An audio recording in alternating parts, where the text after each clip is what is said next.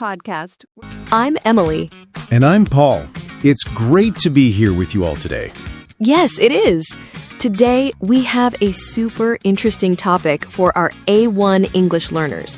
We're going to talk about something everyone experiences, jobs. How to describe what you do, your daily work, and even what you hope for in the future. It's going to be fun. That's right, Emily. Talking about your job is a very common conversation, and it's so important to know how to share about it. Before we start, please, if you like our episodes, share this video with your friends. Subscribe to our channel if you haven't already, and give us a big thumbs up. It helps us a lot. Yes, please do. Your support means the world to us. So, Paul, are you ready to dive into the world of work? Absolutely, Emily. Let's get started. Okay, so let's imagine someone asks you, "What do you do?" How do you answer, Paul? Good question, Emily. The easiest way is to say your job title. For example, I can say, I'm a teacher. Simple. Yes, that's perfect. Or you can say, I work as a designer. See? Very clear. So, Paul, what is your job title? I'm an English teacher, Emily. I love it. What about you? I'm a presenter for Mr. English Channel, and I also work as a content creator. It's a fun job. That's great. And sometimes people want to know about the company. So you can say, I work for a marketing agency. Or if you work for yourself, you can say, I'm self-employed. Exactly. Like me, Paul, sometimes I'm self-employed. It means I am my own boss. Yes, that's nice. And what about your responsibilities? What do you do every day? Ah, yes, this is important. You can say, I manage social media, or I help customers every day. It tells people what your job involves. Right. So if someone asks me about my responsibilities, I can say, I prepare lessons and teach English to students. That's my main task. Good example. And we have some useful expressions here. You can say, I'm responsible for. For example, I'm responsible for planning the classes. Yes, that's a good one. Or, my main task is. For me, my main task is to make learning English fun. Oh, you do a great job at that, Paul. Thanks, Emily. Another useful phrase is, a typical day at work looks like. This helps you describe your daily tasks easily. Yes, exactly. So if I say, a typical day at work looks like teaching 5 classes and grading homework, you understand my day. Perfect. So remember, you can talk about your job title, the company you work for, and your responsibilities. Easy peasy. Okay, Emily, let's move on to the next part, your daily routine at work. People are often curious about what you do from morning to evening. Yes, it's interesting to know. So first, you can talk about what time you start and finish. For example, I start work at 9 a.m. and finish at 5 p.m. Simple and clear. What about tasks during the day, like meetings, emails, and other tasks? Oh, very important. Many jobs have meetings and emails. I can say, every morning I check my emails and attend a short meeting. Yes, that's a classic start to the day for many people. And then you can talk about your main tasks. Then I work on my main tasks until lunch. Exactly. And what about breaks and interactions with colleagues? Do you have lunch with coworkers? Do you take coffee breaks? Good point. I can say, I usually have lunch with my colleagues at 1 p.m. Or, I take a short coffee break in the afternoon. It adds more detail to your routine. It really helps to paint a picture of your day. So, a full example could be, every morning, I check my emails and attend a short meeting. Then I work on my main tasks until lunch. In the afternoon, I have a few more meetings and answer more emails. I usually finish around 5 p.m. That's a great example, Emily. It sounds like a busy day. My daily routine is a bit different. Every morning, I plan my lessons, then I teach students. After lunch, I teach more classes and sometimes have meetings with other teachers. I usually finish my workday around 4 p.m. That sounds like a fulfilling day, Paul. So remember, when you talk about your routine, think about when you start and finish, what tasks you do, and if you have breaks or talk to colleagues. Yes, it makes your description complete. Next, let's talk about your work environment. This is where you work.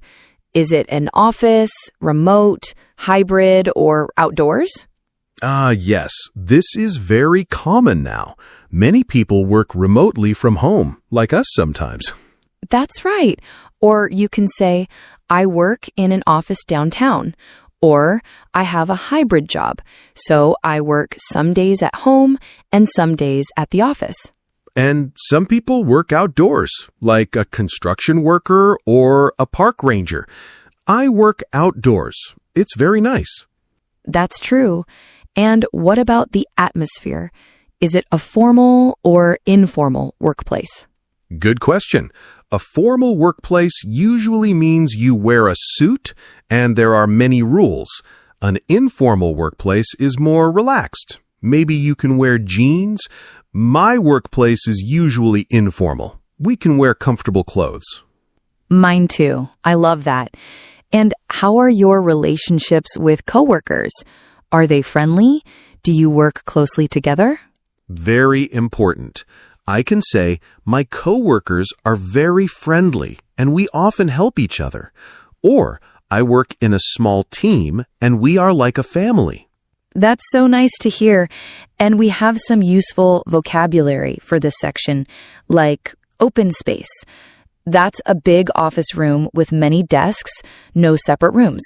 Yes, many companies have open spaces now. Another word is deadline. This means you need to finish something by a specific time.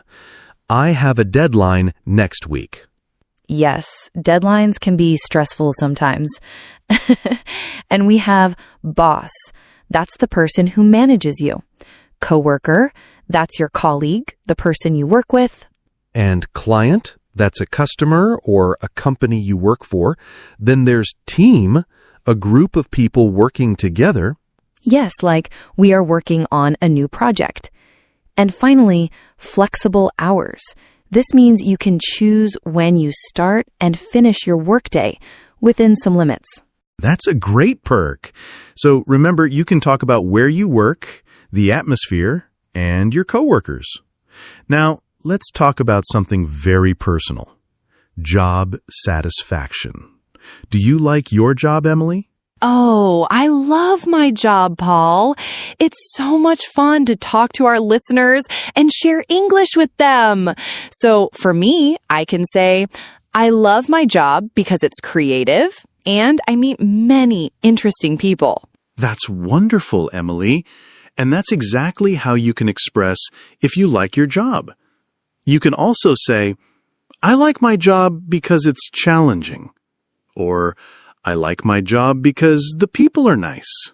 What about the things you enjoy most or least? Sometimes there are parts of the job we don't like so much. That's true. For me, I enjoy teaching the most. It's so rewarding to see students learn. What I enjoy least, sometimes, is grading papers. It can take a long time. I understand. For me, I love interacting with our audience the most. What I enjoy least is sometimes the technical side of things, like editing videos. It's not my favorite. We all have those parts, right? And sometimes people don't like their job, and they would like to change jobs. Yes, that's a very common feeling. You can say, I'm looking for a new opportunity. This means you want a new job. Or, I want to find a job with better pay. Or, I want a job that is closer to my home. We have some more useful expressions here. It can be stressful sometimes, But this is a good way to talk about the difficulties, but also the positive things. For example, my job can be stressful sometimes, but I love the team I work with. Perfect. So when you talk about job satisfaction, think about if you like your job, what you enjoy, and if you want to change jobs. Okay, Paul, let's go back in time a little. Let's talk about past jobs and experience. Where did you work before? My previous jobs. I can say I used to work in a small company, but now I'm in a large international team. This shows your career path. That's a great way to put it. Or, before this, I was a student and I worked part-time at a coffee shop. And what about what you learned in previous positions? This is important for new jobs. Yes, it shows your skills. I can say, in my last job, I learned a lot about customer service. Or, I learned how to manage a team. Very good. And this helps describe your career path so far. It's like a story of your jobs. Exactly. So if someone asks about your experience, you can tell them about your old jobs and what you learned. Like, I used to be a salesperson, and I learned how to talk to many different people. That's a valuable skill. So remember, you can talk about where you worked before, what you learned, and your career path. Now, let's look to the future. This is exciting. Let's talk about future career goals. Where do you see yourself in the future, Emily? Good question, Paul. I can say in the future, I'd like to manage my own YouTube channel full-time. That's a dream. Wow, that's a fantastic goal, Emily. And that's a perfect way to express it. Or you can say, I want to become an expert in my field. And what about skills you want to learn? This shows you want to grow. Yes, I can say, I want to improve my communication skills. Or, I want to learn more about digital marketing. It shows you are always learning. That's a great mindset. And finally, your dream job. What is your ultimate dream job, Paul? Oh, my dream job is to travel the world and teach English in different countries. That would be amazing. That sounds like a wonderful adventure. My dream job is to create content that inspires millions of people. That's lovely, Emily. So when you talk about your future goals, think about where you want to be, what skills you want to learn, and your dream job. Okay, Paul, we've talked a lot about our jobs. Now let's talk about how to ask someone else about their job. This is super useful for real conversations. Yes, very practical. The most common question is, what do you do? Simple and direct. Exactly. And after they tell you their job, you can ask, do you like your job? This shows interest. Yes, it's a nice follow-up question. Another good one is, how long have you worked there? This tells you about their experience. Like, oh, I've worked there for 5 years. And then, to make the conversation more interesting, you can ask, what's the most interesting part of your job? That's a great question, Emily. It opens up for a more detailed answer. Or you can ask, what is a typical day like for you? Yes, or what do you do on a typical day? These questions help you understand their work better and keep the conversation flowing. So, if you meet someone new, remember these questions to start a friendly conversation about their job. Wow, Paul, we covered so much today, from describing your job to talking about future goals and even asking others about their work. I think our listeners have a lot of new words and phrases now. I agree, Emily.